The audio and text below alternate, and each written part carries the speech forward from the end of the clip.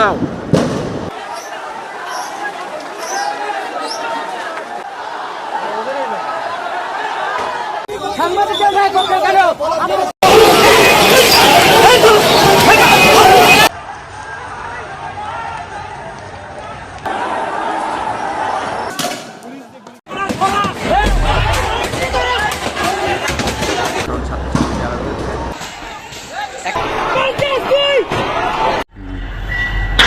আন্দোলনকারী দুজন নেতা দুটি বার্তা দিয়েছেন। নাহিদ ইসলাম বলছেন, আমরা এখনো সময় দিচ্ছি সহিংসতা নাকি পদত্যাগ, অর্থাৎ সরকারকে বলছে সময় দিচ্ছি, হয় সহিংসতা চান আপনারা নাকি পদত্যাগ করবে। এটি হচ্ছে নাহিদ ইসলাম বলছেন। আরেকটি গুরুত্বপূর্ণ হাসনাত আবদুল্লাহ বলছেন, সংখ্যালঘুদের উপর নির্যাতন চালিয়ে দায় চাপানো হতে পারে, সুতরাং সবাইকেই সতর্ক থাকতে হবে, সেই বার্তা আন্দোলনকারীরা বলছেন। অর্থাৎ এই তরুণ ছাত্ররাও বুঝতে পারছে যে একটি পরিস্থিতি তৈরি করা হতে পারে, তার কিছু আলামত ইতিমধ্যে পাওয়া গেছে। দর্শক, তার আলোকেই এই কথাগুলি বলছেন। আচ্ছা, নাহিদ ইসলাম কি বলছেন, যে আমরা এখনো সময় দিচ্ছি সহিংসতা নাকি পদত্যাগ। এই খবরে বলা হচ্ছে, বৈষম্য বিরোধী ছাত্র আন্দোলনের অন্যতম সমন্বয়ক নাহিদ ইসলাম বলছেন, আমাদের উদ্দেশ্য, লক্ষ্য, গন্তব্য পরিষ্কার, বিজয় এবং একমাত্র বিজয়ী আমাদের লক্ষ্য। আমরা এখনো সময় দিচ্ছি, সরকার যদি এখনো সহিংসতা চালিয়ে যায়, আমরা কিন্তু গণভবনের দিকে তাকিয়ে আছি।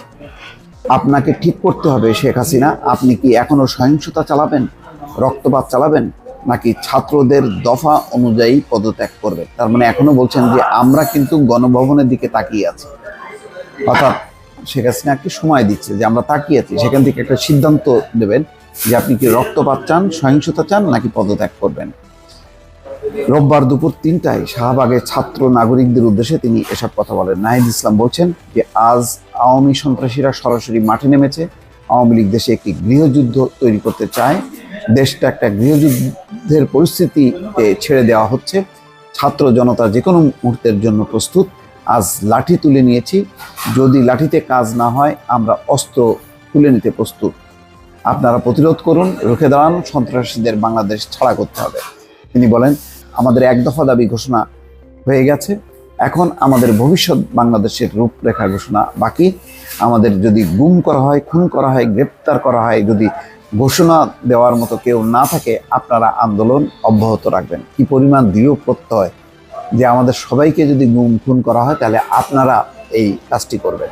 নাহিদ বলেন, আর যদি আমাদের ভাইদের বুকে গুলি করা হয়, আমাদের বোনদেরকেও আহত হয়, আমরা বসে থাকবো না। পাড়ায় পাড়ায়, গ্রামে গ্রামে, মহল্লায়, অলিতে গলিতে প্রতিরোধ কমিটি গঠন করুন, যেখানেই হামলা হবে প্রতিরোধ গড়ে তুলুন।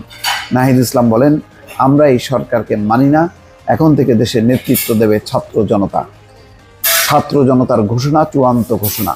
গতকালও দেশের বিভিন্ন জায়গায় গণহত্যা হয়েছে, আমাদের ভাইয়েরা শহীদ হয়েছে, আজকেও হামলা হয়েছে। আওয়ামী লীগ দেশে গৃহযুদ্ধ তৈরি করতে চায় উল্লেখ করে নাহিদ বলেন, আজ আওয়ামী লীগ সন্ত্রাসীরা মাঠে নেমেছে। আওয়ামী লীগ দেশটা একটা গৃহযুদ্ধ তৈরি করতে চায়, দেশ একটা গৃহযুদ্ধ পরিস্থিতিতে ছেড়ে দেওয়া হচ্ছে। ছাত্র জনতা যে কোনো মুহূর্তের জন্য প্রস্তুত। তিনি বলছেন, আমরা এই খুনি ফ্যাসিস্ট সরকারের বিচার নিশ্চিত করব এই বাংলার মাটিতে। শাহবাগে আমরা এসেছি আজকে, সরকার পতন না হওয়া পর্যন্ত শাহবাগে আমাদের অবস্থান জারি থাকবে।